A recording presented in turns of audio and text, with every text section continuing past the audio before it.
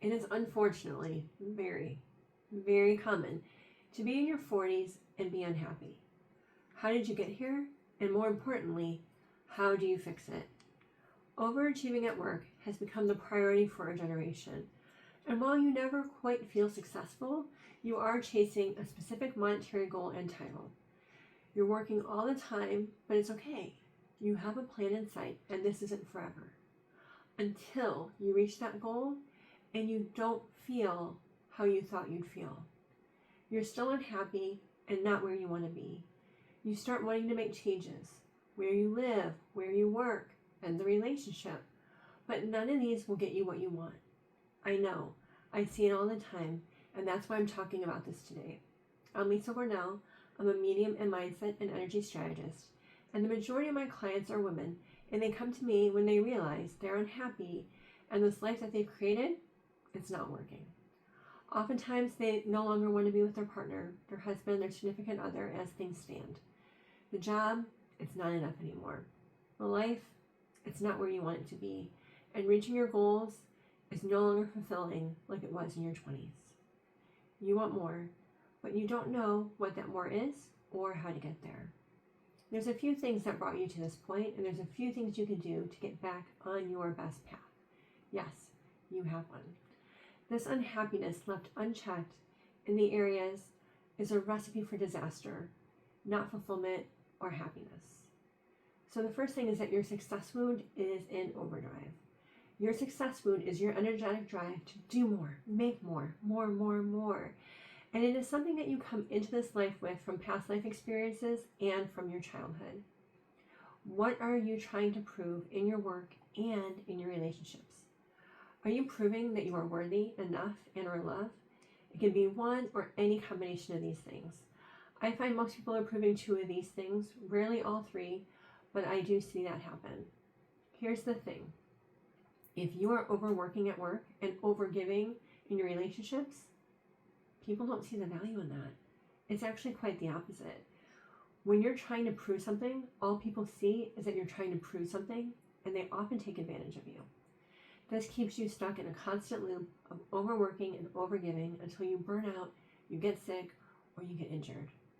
Stop proving that you are worthy, enough, and loved through actions. You exist, so therefore these are your truths. You have nothing to prove here, and like I said, you can't prove it anyhow. Own your truths. I am worthy. I am enough. I am love. And I'll give you a video at the end to help you start identifying and healing your success wounds. The second area is that you're not recharging your energy. When you are so busy being everything to everyone around you, you are running below empty energetically every day. This makes you feel worse, and it increases your chance of illness, injury, and getting sick. The only way to recharge your energy is with self-care and by doing things that bring you joy. Now, I know you're thinking, I don't have the time and energy to do either of those things. But you do. They are important. This is how you recharge your energy so you feel better and you can get your life back. Self-care is activities that support you in getting your energy back. Sleeping well at night, the right amount of hours for you, is a big deal.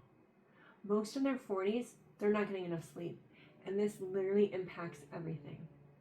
Eating food throughout the day that fuels you instead of causing digestive issues, that is another big issue affecting you at this stage of life. Taking breaks and time to be so your thoughts and energy can all catch up to your body, that takes less than 5 minutes. I also mentioned joy. Joy is a super fast way to boost your energy. And if you don't know what brings you joy and you're looking at me with wide eyes, I guarantee you're not alone. You're used to being goal-focused and not happy-focused. This has to shift immediately. Look to your childhood to reconnect with your joy. I have always loved being on or near the water. Being outside has always brought me joy, and I spent a lot of time as a kid outside, even in the harsh Cleveland winters. What did you do as a child that sounds like fun again now? Put it on your calendar and actually do it. Don't cancel it. Don't move it. This is your fastest way to get your energy back. One of the issues I see in your relationships is that you don't know what brings you joy, but you expect your partner to. They're this magical mind reader, totally focused on you, except that they're not at all.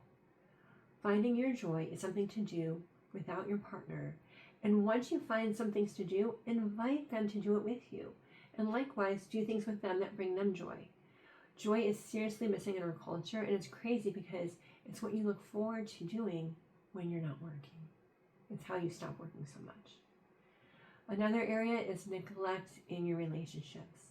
It makes logical sense that because you're struggling with so many things, that you don't have the time and energy for your relationships. The problem is that this is how your relationships fall apart. A lot of women hire me to help them fix or leave their relationships. And while I'm not a therapist, and I do not claim to be, I intuitively read the energy, yours and theirs.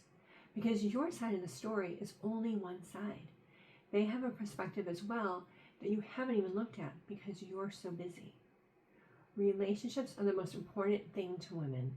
When they're off, everything falls apart. I see it time and time again.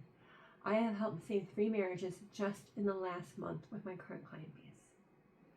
If this is you tonight, sitting at home with a glass of wine again, because you don't have the energy to spend time with the people that you really do want to see, that is your sign that something has to change. Watching your relationships fall apart tells you that you are stuck in patterns that are not serving you anymore, and these have to change immediately. And finally, in your 40s, the effects of perimenopause. We're just throwing perimenopause in here because it absolutely affects everything. Perimenopause often starts in the 30s, but they're not aware of it until sometime in their 40s when it literally demands attention. It affects how women feel, what's important to them, and what they're willing to tolerate as they go forward, thanks to a reduction in estrogen and their other hormones. And while we're talking about perimenopause more than any generation before us, we're still not feeling amazing at this point in our lives. We're just getting through it. We're more easily triggered. We're not sleeping as well, our digestion is off, our peripheral awareness is off, our patience is gone, and we are done doing it all, right? We want someone else to step up and help out. We don't want to carry all the things anymore. We want to listen to our bodies and do what we want to do and can, instead of what we've always done. This shakes things up for the people who are around us. This directly impacts those that we care for.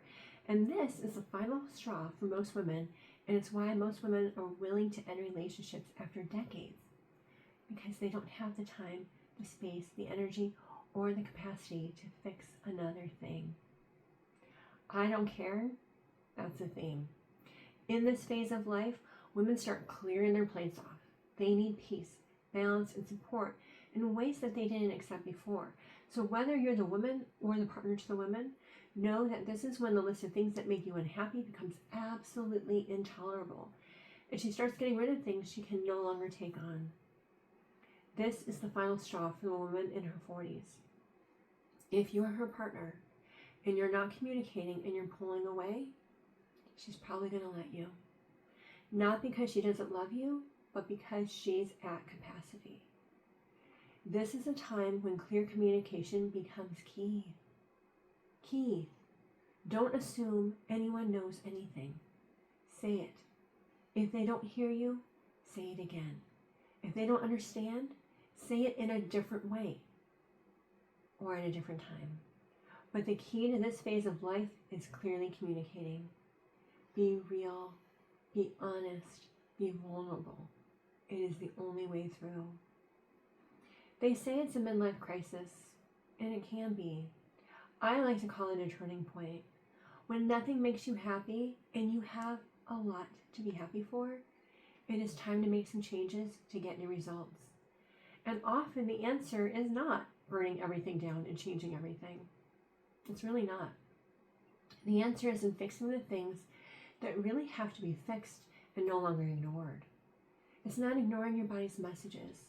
It is listening with love so that you feel better. It's getting your energy back so you can live the life you want to live, one where you are happy. For the next videos to watch, I highly recommend, as I mentioned earlier, Energy Clearing, How to Heal Your Success Wound. And if you like this video, please let me know by liking it. And I invite you to subscribe and hit that notification bell so that you know when I have a new video released. Remember, being unhappy is a sign to do something different, something new. You still have a lot of life left. Let's get you on your best path forward.